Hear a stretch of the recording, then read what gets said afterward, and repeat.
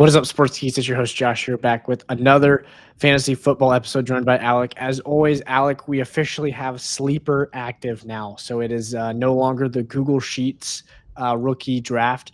We were here with a rookie mock draft here, but we previously have been doing this on a Google Sheets. No longer. We are now officially upgraded to the Sleeper platform. So thankfully, Sleeper's got that updated for us now. So we are good to go.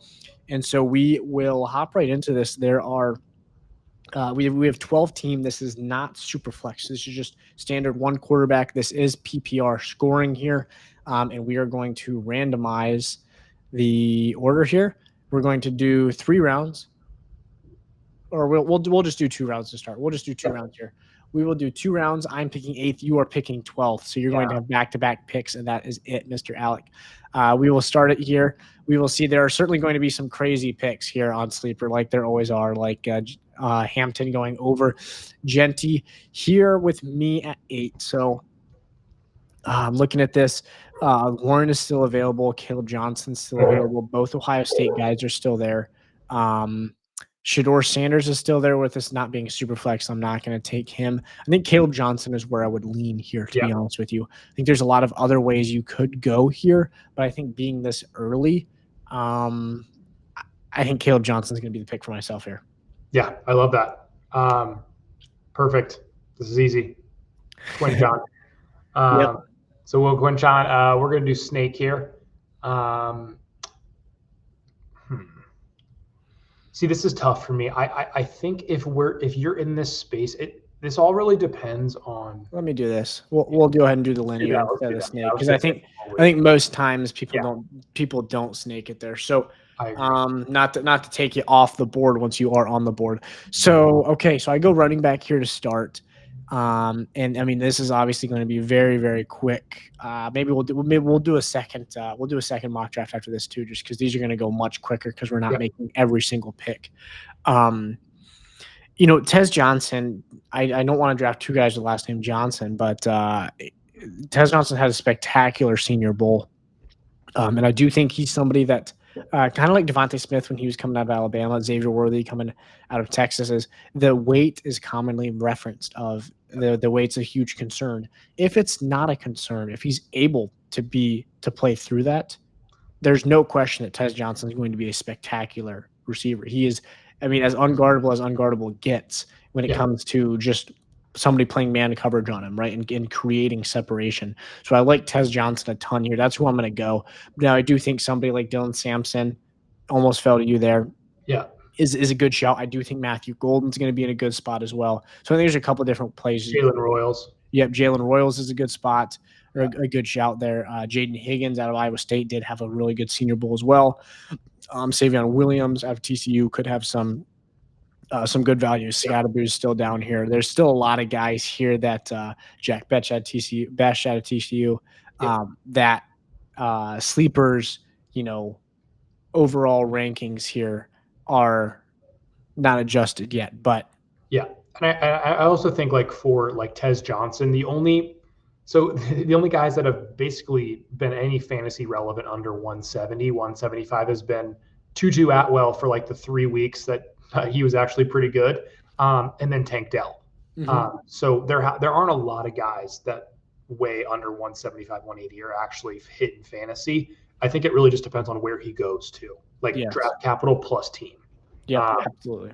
Because Tutu went in the 2nd round, but he didn't hit until, kind of Stafford and McVay were cooking, and then Puka was out. So right. And then what is it, year 4? So it just makes me nervous. I understand what you're saying with the upside of his talent. I think it's just going to depend on, draft capital as well. Right. Yeah. And then Tank Dell was that. It was 3rd rounder and was rookie year going off. Right. So but obviously we've seen what happened to Tank Dell now, unfortunately. So yeah, very sad, but interesting. Yeah. But I completely agree with you. Completely reliant on fit for somebody like Tez Johnson. Yeah. So Sleeper's doing a little weird here. Dylan Gabriel going 2-9 is a little weird. But in a 1 QB, I'm gonna go Cam. I'm gonna go Cam here. I don't think he's gonna make it to 212 and when leagues that you actually start drafting for leagues. Yes, I would agree, especially because of the hype around him. He's somebody that Yeah, if it's a very, very sharp league, might fall a little bit more than what if you're in a remotely casual league at all, he's going to be taken very, very early. I wouldn't be surprised if he's taken over somebody like Judkins or even like Henderson, For maybe. sure, like a Devin Neal, like for Yes, sure, for yes, sure. certainly. So, I mean, I do think that like just kind of looking, we're gonna end the draft here for now, but like Jackson Dart's still available depending on fit. If you were to be drafted in like the second or third round by like the Raiders, that's not a bad flyer. I do think that realistically in one quarterback, you're probably looking elsewhere. Mentioned a lot of these guys here. I think that the Matthew Golden value at Mhm. 3-4 is very unlikely to be there. I wouldn't be surprised if he squeezes into the first round of the Yep. NFL draft, and if he does, he certainly won't be available at 3-4. But a lot of names here to keep your eye on, and I mean, depending on when your draft is too, you might be able to see camp, right? And if you can see camp at all, there's so many guys down here. Like, I'm trying to think of situations, even like Rashee Rice. Think of Yeah. Rashee Rice 2 years ago when he all of a sudden it's like, hey, Rashee Rice might be Patrick Mahomes' Yep. favorite target and Yep. in camp, and now all of a sudden you can adjust to that. So Yeah. remember that there too. Yeah, and I also think like especially if you guys draft us after camp. Say, I know one of my dynasty leagues. It's in May, like right Mm, after the draft. But so one of them it's in like late, like right before the season starts. yeah. If you can find, that's like where you could find kind of steals where other Yes. people, if they don't do their research, somebody's and sometimes we've learned that camp hype does not mean it's a good thing. Sometimes Correct. they still they're getting hyped up, they get that Puka level hype, and then they literally, it's like Javon Baker, and then he Hmm. just doesn't play, and he's just inactive for like every game. So Right. it's basically probably a 50-50 if they actually play or not from the camp hype. But like I'm looking at guys right now that we haven't drafted, like Woody Marks. Like Hmm.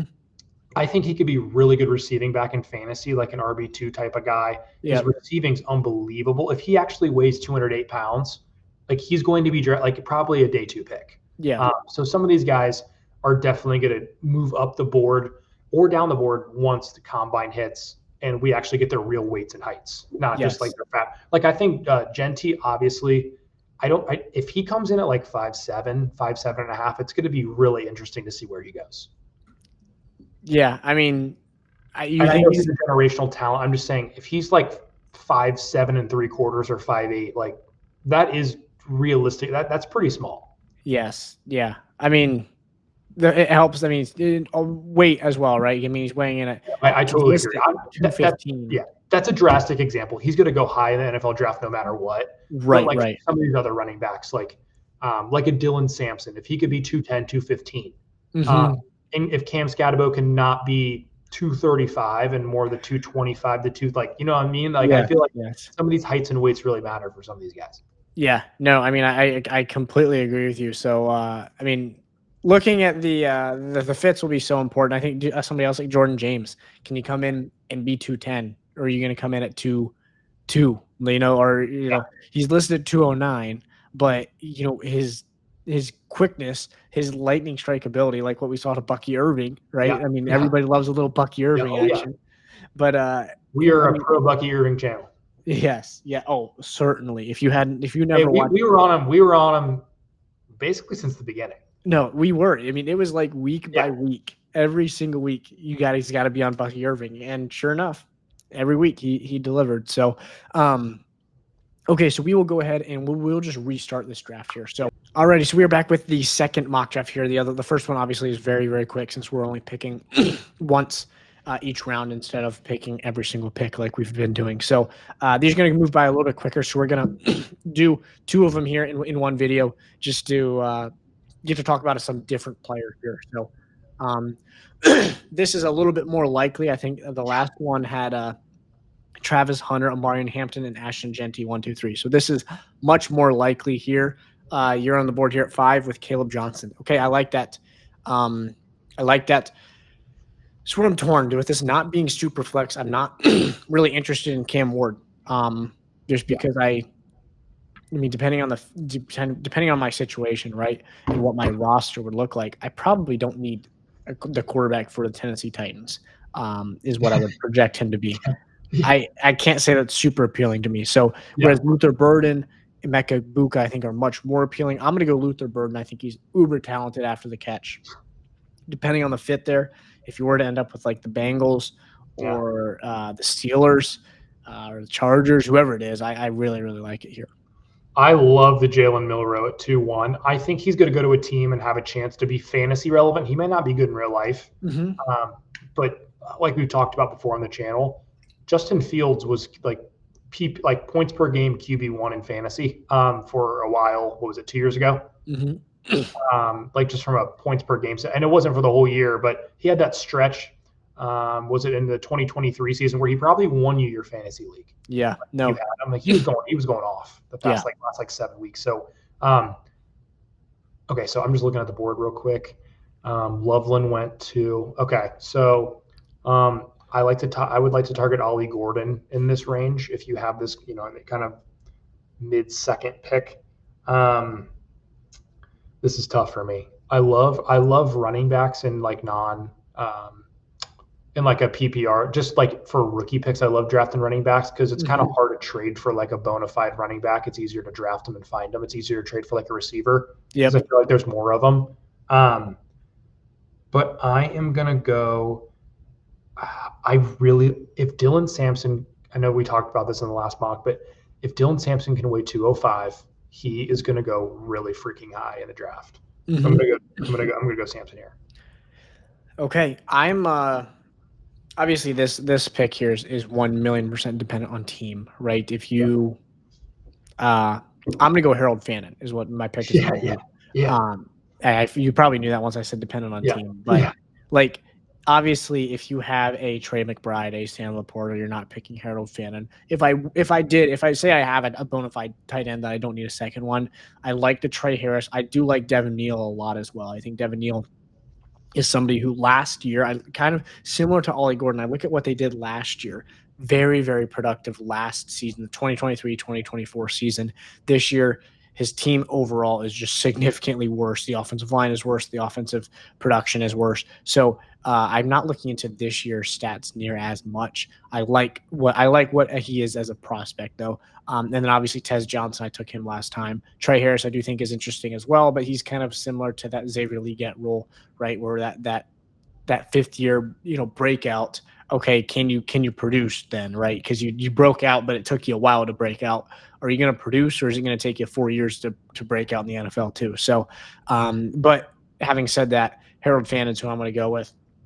The value at tight end to have somebody that's as athletic as he is, and if he's on the field to catch passes. He is not a blocking tight end. Like somebody like Gunnar Helm, I think has great blocking upside. Harold Fannin is there to catch passes, and that's what he's going to do. So depending on the fit for the team, depending on if I have a tight end in this situation or not, I love Harold Fannin getting him in the middle of the second round.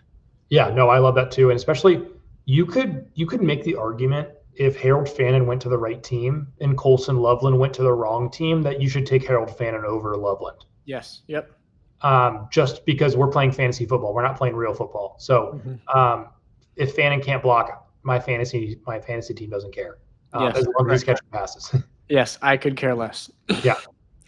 No, I completely agree with you. So, looking at the board here, if we were to extend this, I think Restrepo is somebody that could operate out of the slot and be decent depending on situation. Barian Brown's another guy with rapid speed that could operate out of the slot.